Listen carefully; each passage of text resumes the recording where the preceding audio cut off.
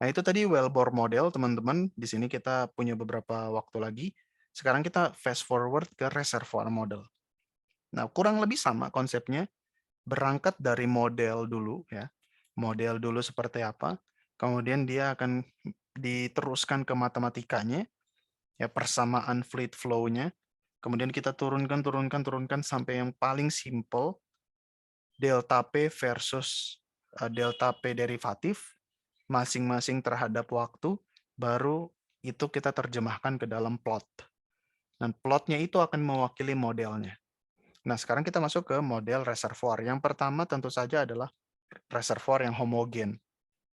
Ya, reservoir yang homogen, reservoir yang radial misalnya, itu seperti ini. Propertinya seragam, ya porosity, permeability everywhere seragam. This is the basic, the simplest model. Kalau kita turunkan persamaan matematikanya, kita akan dapat bentuk simple seperti ini, ya persamaan tekanan. Dan kalau dari tekanan kita terjemahkan menjadi plot, akan bentuk seperti ini. Jadi kalau teman-teman mengolah data well test dan dapat di software seperti ini bisa dibilang bahwa reservoir kita cenderung homogen. Oke, lebih tepatnya ini adalah profil untuk vertical well dengan reservoir yang homogen. Ya, karena kalau reservoirnya homogen tapi horizontal well akan berbeda bentuknya, nggak akan seperti ini. Nanti akan ada slope setengah linear flow. Kalau ini tidak ada slope setengah, ya. Slope di sini kan zero. Ini adalah radial flow, ya. Di sini slope 0 ini, garis lurus ini, ya, di sini itu adalah radial flow. Dan ini biasanya merupakan daerah yang paling penting bagi engineer, tepatnya bagi reservoir engineer di daerah sini nih, yang lurus ini nih. Kenapa di situ? Karena dari sini kita bisa mendapatkan, kita ekstrak insight yang namanya permeability. Ya, jadi kalau sudah bisa kita temukan bentuk seperti ini, garis lurus ini, dan kita mendapatkan matching yang bagus di sini akan memberikan kita informasi berapa sih permeability sumur kita. Baru kita bandingkan dengan permeability dari log dan permeability dari core. Ya, jadi seperti itu. Itu flow regime yang paling penting itu di daerah sini. Nah, yang ini namanya wellbore storage ini. Kemiringan satu itu, ini di sini. Section yang ini ya, sekitar sini lah, atau sekitar sini. Dengan yang awal, ini namanya wellbore storage. Ini hanya merepresentasikan apa yang terjadi di sumur aja. Kan kita nggak terlalu peduli sebenarnya dengan what happen in wellbore. Yang lebih kita peduli sebenarnya adalah what happen dalam reservoir, berapa permeability reservoir gitu ya. Dan ini bisa kita ambil di sini. Disitulah kita bisa mendapatkan permeability. Nah, kita variasikan nih teman-teman, permeability 2 sampai 50 seperti apa bentuknya. Dan ini merupakan salah satu observasi yang paling penting. Ya, kalau permeability semakin besar, ya, di dalam plot log-log ini, kurva kita akan semakin ke bawah. Itu aja paling rule of thumb-nya. Tapi kalau kurva kita ada di atas, itu apa namanya, long story short, itu pasti permeability kita kecil. Nah, kalau kita plot dalam bentuk semi log, dia akan bentuk seperti ini. Dan kalau kita terjemahkan atau kalau kita balikkan dia ke profil tekanan, ya profil tekanan, maka dia akan seperti ini.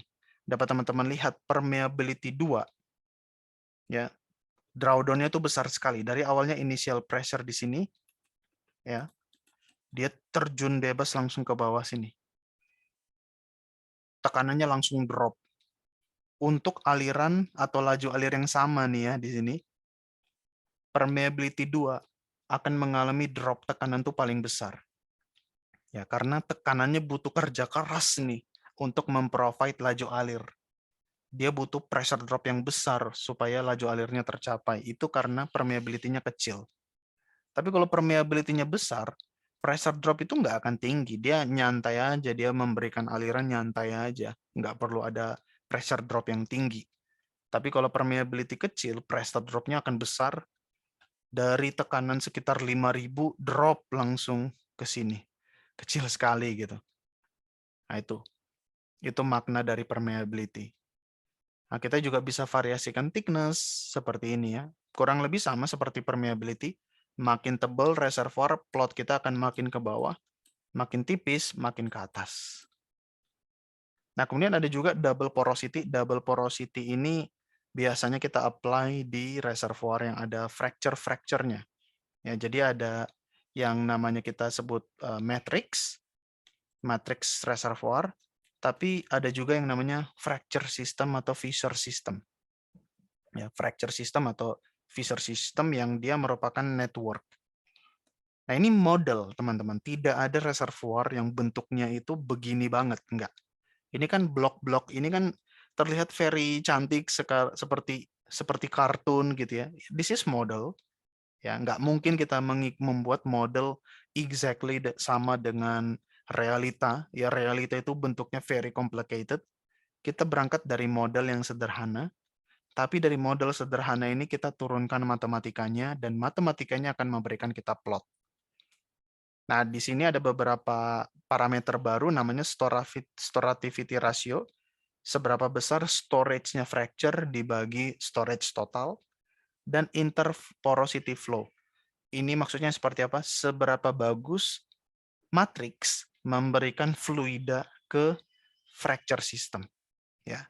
Awal mulanya ketika kita produce sumur, sumur akan mengambil aliran dari fracture dulu.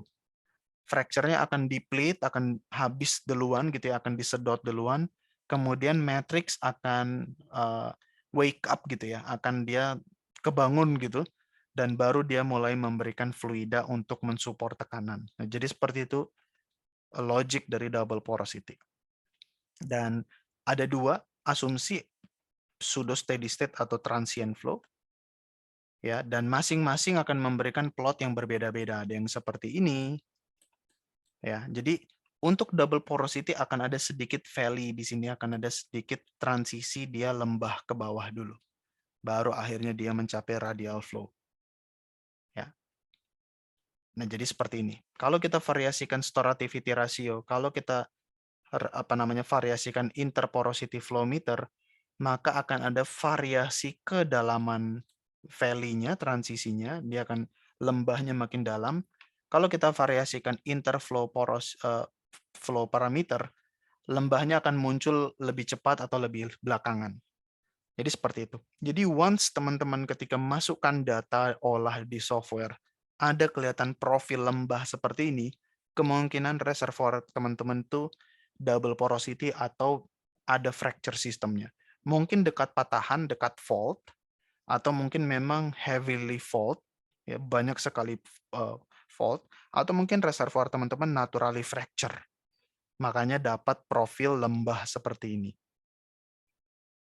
Nah, tadi ada model pseudo steady state, ada juga yang model transient ya. Kurang lebih sama, akan ada lembah ke bawah dulu. Ya. Nah, kita bisa variasikan again storativity ratio maupun interporosity flow parameternya kita bisa variasikan. Kemudian ada dual permeability atau double permeability.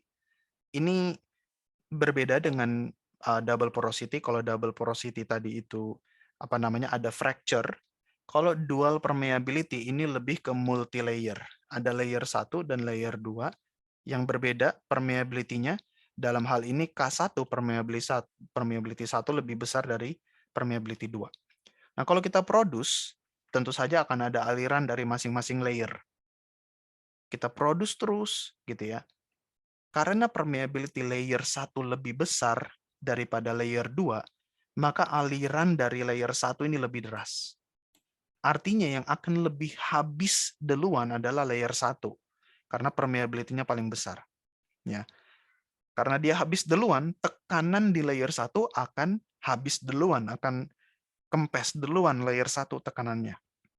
Dan karena layer 1 tekanannya turun, layer 2 tekanannya masih agak besar, ya pasti akan ada flow dari layer 2 masuk ke layer 1. Ada cross flow. Karena tekanan P1 sekarang turun atau lebih kecil dari P2. Akan ada cross flow. Nah, gitu ya. Jadi itulah latar belakang dual permeability. Tentu bisa kita modelkan matematikanya, dan di sini juga ada layer storativity ratio, seberapa besar storage layer 1 dibandingkan total layer. Kemudian juga ada interlayer flow parameter, seberapa cepat, seberapa responsif layer 2 memberikan supply ke layer 1. Dan juga ada permeability thickness ratio, seberapa besar KH permeability thickness layer 1 dibandingkan permeability thickness total. Nah, kita udah dapat matematikanya, nggak mungkin dibahas di sini ya teman-teman. Itu semuanya ada di disertasi para penemu modelnya gitu. Kita dapat dual permeability matematikanya, kita terjemahkan ke plot, kita akan dapatkan profil seperti ini.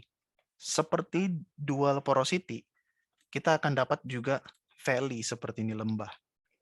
Ya, lembah seperti ini turun dulu dia, transisi namanya, baru akhirnya dia mencapai radial flow, slope-nya 0. Nah, di sini kadang-kadang challenge-nya bagi well test engineer atau reservoir engineer awal. Dia lebih suka langsung terjun ke software tanpa baca latar belakang. Dia langsung terjun ke software, dia sedikit pernah melihat gitu atau lihat panduan di software, kalau ada lembah itu berarti dual porosity atau dual permeability. Nah, dia langsung buta aja, mencapai matching bagus, dan aku matching nih bagus gitu kan, keren gitu ya. Terus ditanya, ini ada lembah ini karena dual porosity atau karena ada dual permeability? Atau karena ada lembah di sini, sebenarnya reservoirnya kita itu fracture atau multilayer? Nah, dia langsung bingung. Maksudnya apa ya? Kok fracture multilayer maksudnya apa ya? Saya cuma berusaha matchingkan modelnya aja. Nah, di situ. Ya, jadi jangan buru-buru main software, jangan buru-buru langsung pakai software dan hasilnya matchingnya bagus, kita langsung senang. Enggak cukup sampai di situ, teman-teman. Kita harus ngerti background-nya. Dual porosity maupun dual permeability sama-sama memberikan transisi di sini, lembah gitu. Jadi kita harus lihat dulu reservoir kita tanya dulu teman-teman geologis, petrofisis, kita baca dulu dokumen reservoir kita. Sebenarnya reservoir kita ini ada kecenderungan banyak fault, banyak fracture, atau banyak layer. Nah, kalau sudah dapat informasi itu di awal dari dokumen, dari geologis, atau dari log, gitu ya, kita udah bisa gampang mengatakan, oh, ini lembah bukan karena fracture, bukan karena dual permeability, bukan karena dual porosity, tapi karena multi layer. Seperti itu. Nah, kita bisa variasikan storativity. Kalau storativity kecil, artinya layer 1 itu sangat kecil dibandingkan total layer, lembahnya akan besar seperti ini. Dan tergantung interlayer flow parameter, besarnya seperti apa, lembahnya bisa muncul di awal atau lembahnya bisa muncul belakangan. Ya, kemudian ada permeability thickness ratio bisa kita variasikan, wellbore storage bisa kita variasikan. Itu dual permeability, dual porosity sudah. Nah, sekarang composite reservoir gitu ya. Composite reservoir ini artinya apa? Kita punya sumur di tengah. Oke, kita punya sumur di tengah dan kita punya zonasi reservoir. Area di sekitar sumur itu diwakili oleh properti zona 1, tapi di area yang lebih jauh beda properti reservoirnya, diwakili oleh zona 2. Bisa radial composite ya, bisa linear composite. Misalnya kita punya sumur di sini, kemudian sampai sini propertinya sama, tapi di seberang sana propertinya langsung ekstrim berbeda atau cukup drastis berbeda. Nah, ini bisa kita modelkan dengan radial composite. Misalnya ada water flood ya, sehingga ada zona yang lebih flooded, ada zona yang belum flooded. Ya, belum kena water flood, ada yang sudah kena water flood. Itu akan memberikan respon seolah-olah reservoirnya itu komposit. Ada area 1, ada area 2, seperti itu. Nah, ini waktu saya tinggal 1 menit harusnya gitu, tapi sedikit minta izin 5 menit lagi gitu ya, supaya bisa kita ringkas gitu beberapa slide lagi. Nah, ini sama teman-teman, kalau tertarik bisa fokus lagi ke slide-nya, bisa baca lagi di sini. Tapi intinya ada parameter namanya mobility ratio, ya, perbandingan antara mobility zona 1 dibandingkan mobility zona 2. Ada yang namanya diffusivity ratio, ya. Diffusivity di zona 1 dibandingkan diffusivity zona 2. Ini akan berbeda seperti itu. Dan kalau kita terjemahkan dalam log-log plot pun akan berbeda. Ya, kalau mobility rasionya dan diffusivity rasionya 0,1, maka dia akan turun ke bawah, baru kemudian datar lagi. Kalau M sama D-nya sama dengan 1, artinya tidak ada perbedaan sebenarnya antara zona 1 dengan zona 2. Sama persis mobility-nya, sama persis diffusivity-nya, ya seolah-olah tidak komposit sama sekali. Itu berarti dia lurus. Tapi kalau ternyata M dan D-nya lebih besar di 1 gitu ya, sama dengan 10 gitu ya, berarti zona 1 lebih bagus atau lebih besar dibandingkan 2, maka dia akan naik. Nah, itu bisa kita simpulkan dari log-log plot. Kemudian ya seperti ini kasusnya, contohnya seperti itu. Dan kalau M dengan D tidak sama, bisa kita variasikan, kita mainkan di software sensitivity analysis, kita dapat contohnya misalnya di plot yang kiri. Nah, reservoir model beres, well model beres. Nah, sekarang kita brief aja boundary model ya, yang mewakilkan boundary. Nah, ada macam-macam teman-teman. Yang pertama, ceiling fault. Kalau sumur kita dekat dengan patahan yang ceiling. Ya, setelah kita turunkan matematikanya, kita bisa dapatkan rumus seperti ini. Ini adalah jarak antara sumur ke ceiling fault. Nah, seperti itu ya. Long story short, setelah kita buat model matematikanya, kita masukkan ke plot, akan ada profil seperti ini. Jadi pertama kita dapatkan radial flow di sini, ya, apa namanya, slope-nya 0. Kemudian dia naik dikit nih. Kemudian dia akhirnya melandai lagi atau radial flow lagi. Kalau ada profil seperti ini, ada naik di ujung, itu ada indikasi adalah ceiling fault. Ya, berbeda dengan fracture. Kalau fracture atau horizontal well, linear flow, ya, atau dia slope naik ke atas slope setengah atau slope seperempat, itu terjadinya di awal-awal. Ya, di daerah sinilah, di daerah sini. Sini. Tapi kalau slope-nya setengah di ujung, itu seringkali mengindikasikan ada boundary. Berarti reservoir kita punya batas. Batasnya misalnya ceiling fault. Nah, kalau bentuk reservoirnya atau boundary-nya seperti ini. Kita punya sumur A atau B, kemudian kita lakukan well testing, ternyata ada intersecting fault. Ada fault di barat dan fault di timur, dan kemudian mereka bertemu, intersect di sini. Nah, kalau kita bisa punya kasus seperti ini, inilah modelnya. Modelnya dibuat model matematika dan masuk ke dalam plot, dia akan bentuk seperti ini. Kalau posisi saya di sumur A, kita dapatkan log-log plotnya seperti ini. Ya, dia akan naik, kemudian naik lagi. Gitu ya. Itu kenapa? Karena dia punya jarak ke patahan barat L1 dan jarak ke patahan timur L2. Maka dia akan naik 2 kali. Naik pertama ini berarti kena fault 1, kemudian di ujung naik lagi, itu berarti dia kena respon dari patahan 2. Nah, kemudian ada WLB. WLB ini hanya naik 1 kali. Itu kenapa? Karena dia ada di tengah-tengah. Jadi at the same time, respon akan datang di waktu yang sama dari patahan barat dengan patahan timur, sehingga dia hanya 1 kali naik, tapi naiknya cukup terjal. Seperti itu.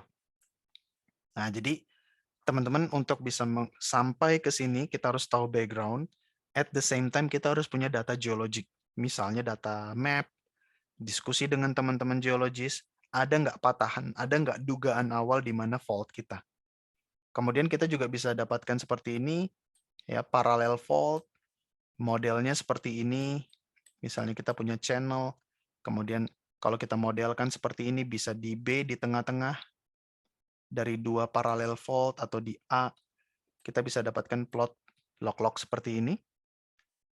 Kemudian kalau bentuk boundary-nya seperti U, ya ada patahan di utara, ada patahan di timur, dan ada patahan di selatan, sehingga aliran hanya berasal dari barat gitu ya.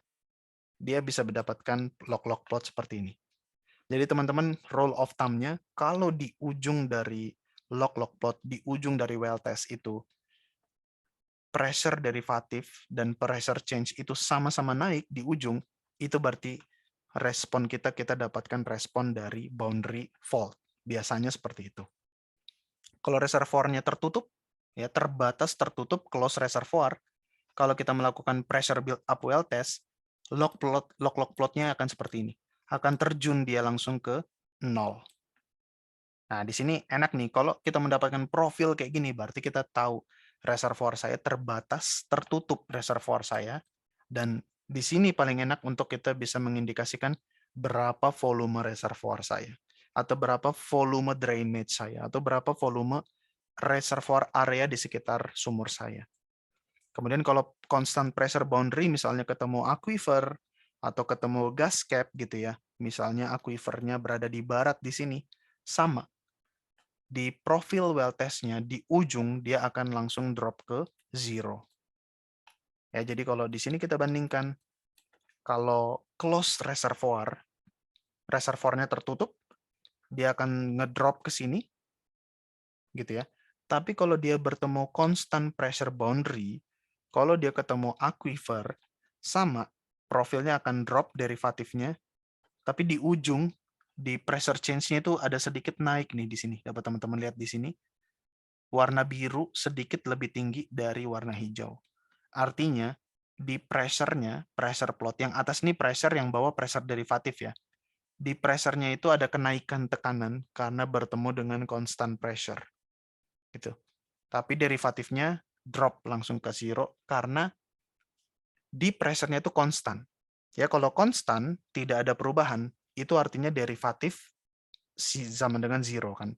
Seperti itu. Jadi seperti itu, dan I think ini, oh ya, ini yang terakhir, kalau patahannya ada patahan tapi leaky, artinya ada bocor, ada aliran melewati patahan, maka kita akan mendapatkan profil log-log plot seperti ini. Ya. Dia naik, artinya dia bertemu patahan, tapi di ujung turun lagi derivatifnya. Atau ada juga yang bisa 0 ya, tapi ini berarti apa namanya, alfanya 0 gitu. Ya, alfanya itu menunjukkan ini ya, seberapa lancar apa namanya, aliran di sini antara across dari area 1 dengan area di seberang fault gitu ya. Kalau alfanya 0 artinya exactly tidak ada aliran gitu ya, berarti dia sealing. Tapi kalau ada bocor-bocor dikit berarti alfanya lebih dari 0. Nanti di derivatifnya akan naik gitu tapi turun lagi. Jadi itulah model-model dari boundary dan seperti apa kita menginterpretasi atau mengevaluasinya dengan menggunakan teknik-teknik well test. Oke, demikian untuk topik kita. Aku kembalikan lagi ke moderator ya. Terima kasih.